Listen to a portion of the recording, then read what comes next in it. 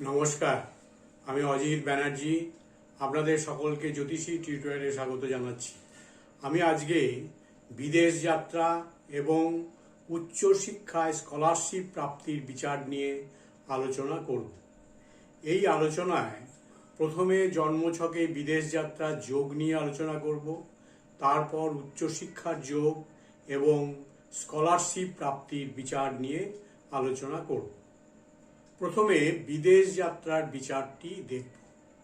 লগ্ন থেকে দেশ, চতুর্থ থেকে স্বগৃহ বিচারের ধারা জ্যোতিষে গৃহীত হয়েছে। লগ্নে দ্বাদশ ভাব থেকে দূরবর্তী অঞ্চল বা বিদেশ যাত্রার ক্ষেত্রে বিচার্য ঘর। স্বগৃহ ভাব চতুর্থের দ্বাদশ ভাব হল তৃতীয় ভাব। স্বগৃহের থেকে দূরের অবস্থান নির্ণায়ক ভাব গৃহ।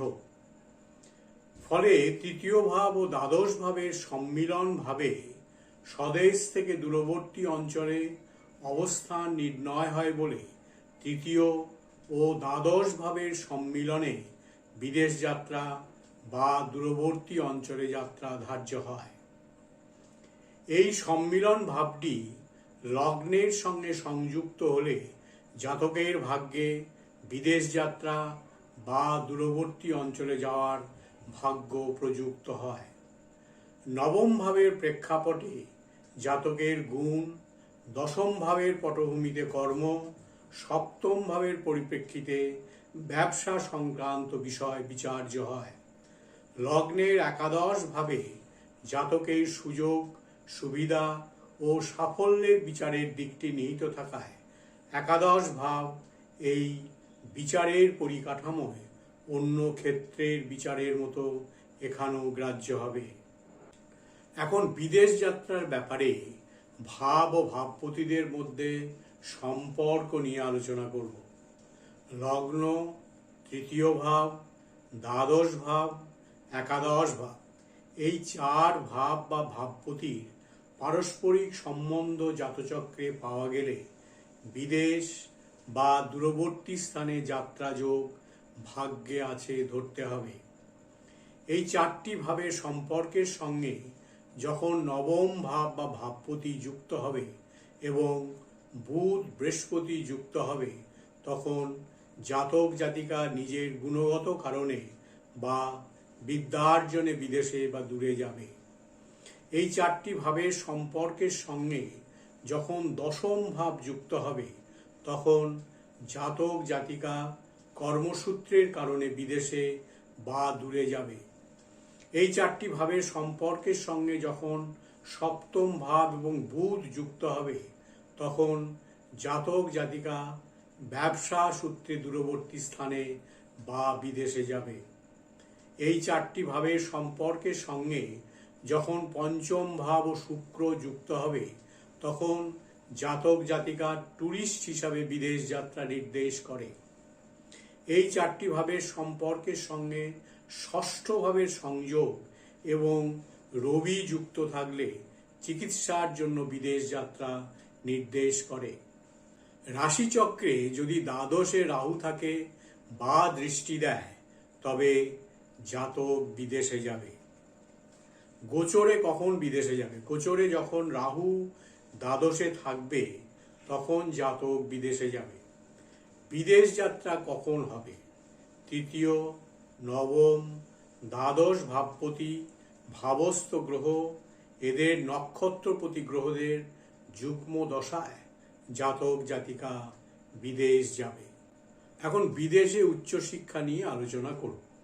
নবম ভাব থেকে উচ্চশিক্ষা লাভের কথা বলা হয়, কিন্তু কেউ কেউ বলেন যে চতুর্থ, পঞ্চম ও দ্বিতীয় ভাবের অধিপতির বলবত্তা এবং চতুর্থ, পঞ্চম ও দ্বিতীয় ভাব শুভ যুক্ত হইলে তবেই উচ্চবিদ্যা লাভ সম্ভব হয়, অন্যথায় নহে। কারণ মূল কাঠামো বলহীন হইলে জাতক জাতিকাকে স্কুল জীবন থেকে অবসর নিতে হবে। সুতরাং বিদ্যার কাঠামো সুদৃঢ় হতে হবে এবং এই সঙ্গে অনুকূল বলবান গ্রহের দশা অতিবাহিত হতে হবে। বিদ্যার মুখ্য কারক গ্রহ বুধ যদি শুভ বলবান হয় এবং বিদ্যার অন্যতম কারকগ্রহ বৃহস্পতি ও শুক্রের অবস্থান ও বলবত্তা থাকে, তবেই উচ্চ বিদ্যা হবে। এখন স্কলারশিপ নিয়ে আলোচনা করব। স্কলারশিপের বিচার ষষ্ঠ ভাব থেকে করতে হয়, কারণ স্কলারশিপ হচ্ছে একরকম ঋণ যেটা শোধ করতে হয় না, সেই জন্য এর বিচার করা হয় ষষ্ঠ একাদশ ভাব থেকে।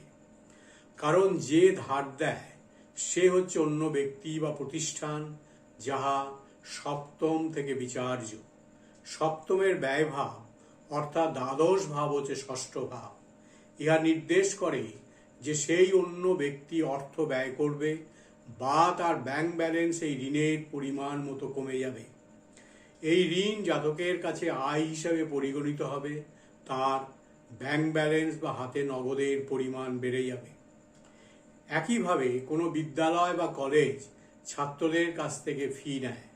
যদি কোনো ছাত্রকে স্কলারশিপ দেওয়া হয়, তাহলে এর অর্থ হয় যে সেই বিদ্যালয় ছাত্রের হয়ে ফি দিয়ে দেয়, বরং সেই বিদ্যালয় ছাত্রকে সেই পরিমাণ ধার দেয় যেটা ফেরত দিতে হবে না।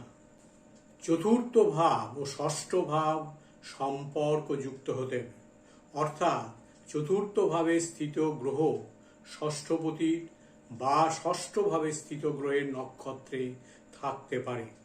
একাদশ ভাব নির্দেশ করে লাভ, প্রাপ্তি, সুবিধা ইত্যাদি। যেহেতু স্কলারশিপ ফেরত দিতে হয় না, সেহেতু একাদশ ভাব চতুর্থ ভাবের সঙ্গে সম্পর্কযুক্ত হতে হবে। এখন একটি জন্মছক নিয়ে আলোচনা করব, যে জাতক স্কলারশিপ নিয়ে বিদেশে পড়াশোনা করতে যেতে পারবে কিনা। এই জন্মছকে লগ্ন পড়েছে বৃশ্চিকে, দ্বিতীয় ভাব ধনু, তৃতীয় ভাব মকর, চতুর্থ ভাব কুম্ভ, পঞ্চম হচ্ছে মীন, চতুর্থে রাহু আছে, তৃতীয় শনি আছে, পঞ্চমে রবি, শুক্র, বুধ আছে।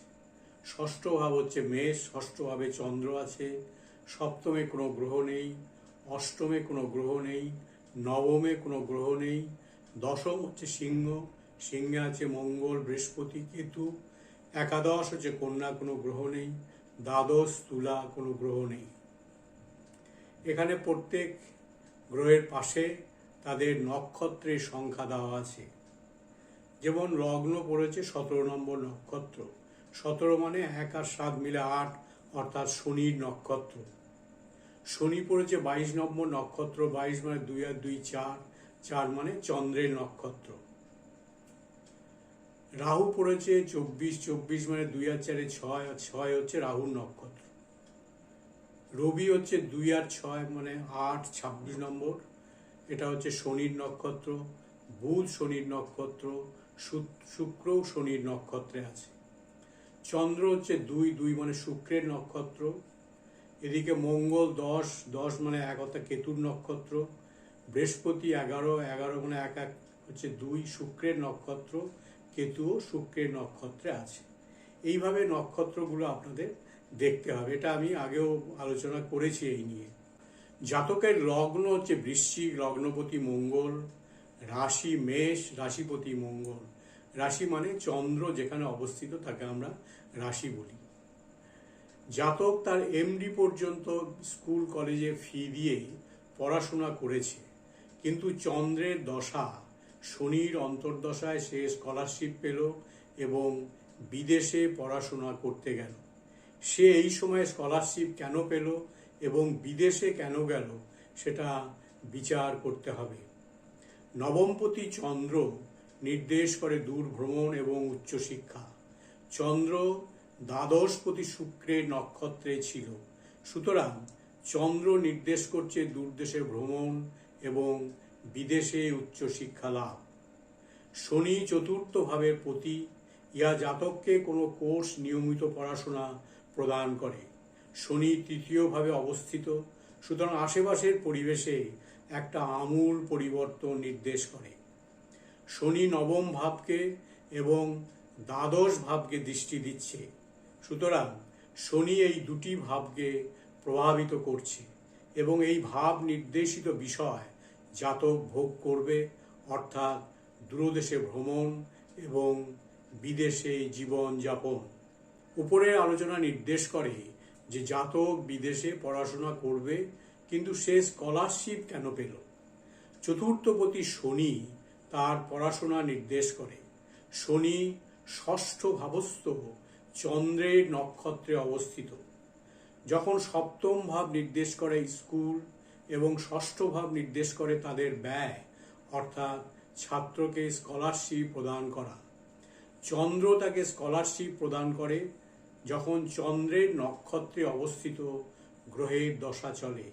শনি চন্দ্রের নক্ষত্রে অবস্থিত।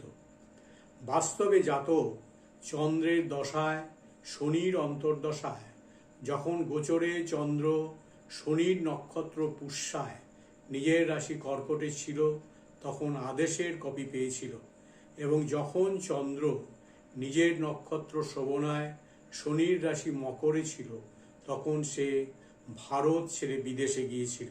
আজকে আমি বিদেশ যাত্রা এবং উচ্চশিক্ষায় স্কলারশিপ প্রাপ্তির বিচার নিয়ে বিস্তারিত আলোচনা করলাম।